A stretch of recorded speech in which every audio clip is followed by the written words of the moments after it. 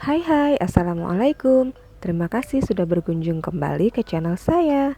Di video kali ini, saya ingin berbagi tentang kolesterol.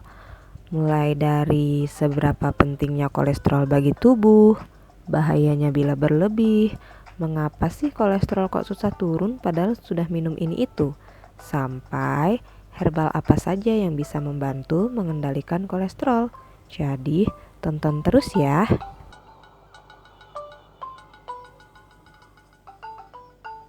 Perlu kita pahami bersama dulu bahwa kolesterol itu tidak selamanya jelek, oke? Kolesterol juga ada manfaatnya buat tubuh kita. Bahkan, kekurangan kolesterol juga bisa bikin badan error juga. Fungsi utama kolesterol antara lain yang pertama, kolesterol berfungsi sebagai pelindung sel. Sel yang kuat akan membentuk jaringan dan organ yang bisa berfungsi optimal. Kemudian, kolesterol bisa membantu menjaga fungsi otak.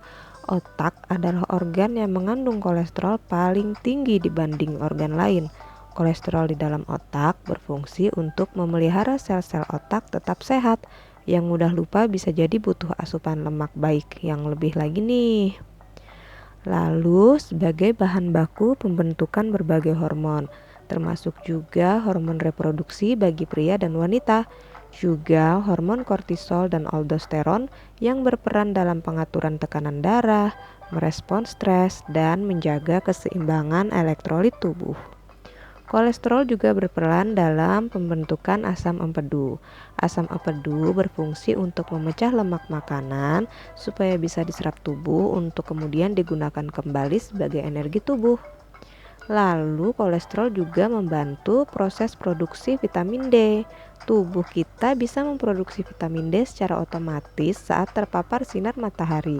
Nah, vitamin D berperan besar dalam menjaga kesehatan tulang dan gigi, serta membantu fungsi sistem kekebalan tubuh dan sistem saraf berjalan optimal. Kekurangan kolesterol dalam tubuh antara lain bisa membuat kita lebih mudah gelisah, cemas, depresi, terjadi gangguan pada produksi hormon.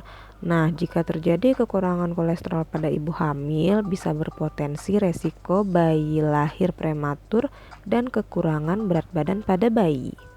Walaupun nih, misal kita diet vegan atau asupan makanan kita itu memang kurang kolesterol, nah, tubuh akan memproduksi sendiri si kolesterol melalui hati untuk menjaga fungsi tubuh agar bisa tetap berjalan sebagaimana mestinya. Nah, jadi jangan selalu musuhan sama kolesterol ya. Kolesterol tetap ada baik-baiknya loh. Yang penting kadarnya tetap dijaga di ambang batas normal. Secara umum, batas maksimal kolesterol total normal adalah 200 mg per desiliter dengan nilai LDL harus kurang dari 100 mg per desiliter. Sekarang gimana kalau ternyata kolesterolnya berlebih? Gejala kelebihan kolesterol yang pada umumnya sering dirasakan itu antara lain muncul rasa sakit atau pegal di tengkuk bagian belakang leher gitu ya. Kemudian pegal dari punggung sampai pundak, kemudian ada yang juga kakinya bengkak, ada yang mudah capek dan juga mudah mengantuk. Yang berbahaya dari kolesterol yang terlalu tinggi ini bisa meningkatkan resiko penyakit jantung dan stroke. Makanya sangat penting untuk menjaga kadar kolesterol kita tetap berada di ambang batas normalnya.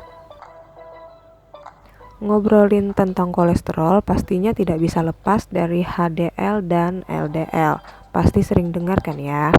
HDL atau High Density Lipoprotein dianggap sebagai kolesterol baik. Mengapa? Karena HDL bertugas mengangkut kolesterol yang berlebih di dalam darah untuk bisa kembali ke organ hati. Di hati, kolesterol berlebih ini akan dipecah dan kemudian disingkirkan dari tubuh. Kemampuan HDL untuk membawa kolesterol dari darah inilah yang membuat HDL sangat membantu menurunkan jumlah kolesterol dalam darah. HDL bisa mencegah penumpukan plak, melindungi pembuluh arteri, dan mencegah dari penyakit kardiovaskuler. Nah, sedangkan LDL adalah kebalikannya.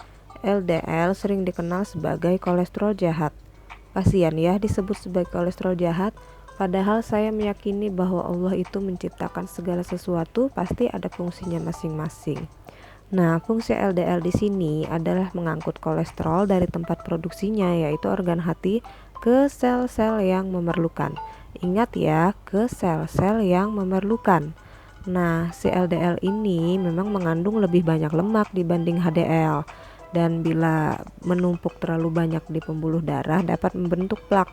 Inilah yang menyebabkan penyumbatan di pembuluh darah, yang kemudian berpotensi menimbulkan penyakit-penyakit kardiovaskuler seperti jantung dan stroke. Pertanyaannya sekarang, mengapa si LDL ini bisa menumpuk di pembuluh darah? Berarti kan ada sesuatu di sel pembuluh darah yang membutuhkan LDL harus ada di sana.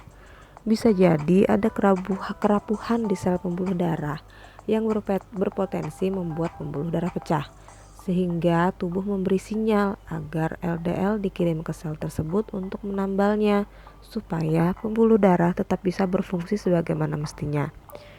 Coba deh dibayangkan seperti pipa air. Kalau ada yang retak-retak kan harus ditambal ya, supaya air nggak merembes keluar dan airnya tetap bisa mengalir. Nah, seperti itu juga pembuluh darah kita.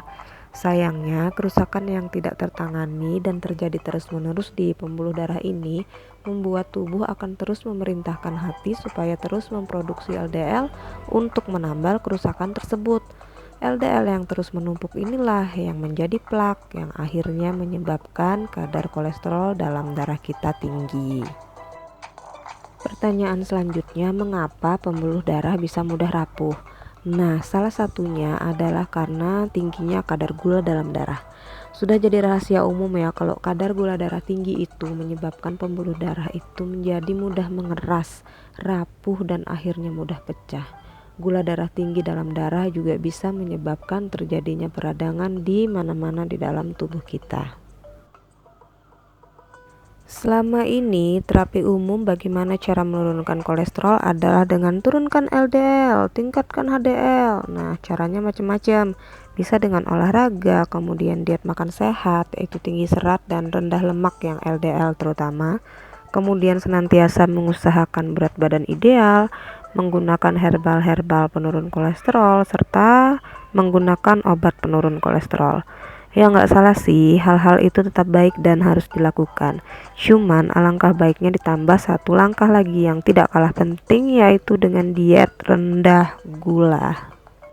Untuk apa? Untuk menjaga kualitas pembuluh darah kita agar tetap sehat dan senantiasa elastis.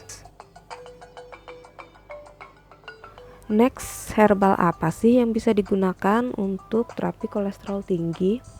Nah, bisa dipilih yang mengandung bioflavonoid dan kandungan lemak sehat untuk bisa membantu meningkatkan kadar HDL dan menurunkan jumlah LDL-nya, serta punya nutrisi lengkap untuk proses perbaikan sel yang sudah terlanjur rusak, misalnya spirulina dan kelor atau moringa. Herbal-herbal lain yang memiliki kemampuan menurunkan kolesterol berdasarkan kandungan bioflavonoidnya antara lain ada daun jati Belanda, rosella, green tea atau teh hijau ya, jahe, angkak, bawang putih, serta bawang dayak. Sedangkan herbal yang memiliki kandungan lemak sehat antara lain minyak ikan salmon, ekstrak ikan gabus, minyak zaitun, VCO atau virgin coconut oil, alpukat, kacang-kacangan, ikan lele, dark coklat alias coklat yang hitam tanpa gula, dan lain-lain. Jadi walaupun kolesterol dikatakan tinggi, cuman tetap perlu asupan lemak-lemak yang baik ini untuk meningkatkan kadar HDL dan menurunkan LDL-nya. Bisa dicoba ya herbal-herbal tadi. Jangan lupa hindari dulu makanan-makanan yang merupakan sumber LDL tinggi seperti jeroan tuh. Dan jalankan diet rendah gula untuk mengurangi peradangan di dalam tubuh. Demikian sharing kita kali ini. Terima kasih yang sudah menonton sampai akhir dan subscribe channel ini. Semoga selalu sehat ya semuanya. Akhir kata, wassalamualaikum warahmatullahi wabarakatuh.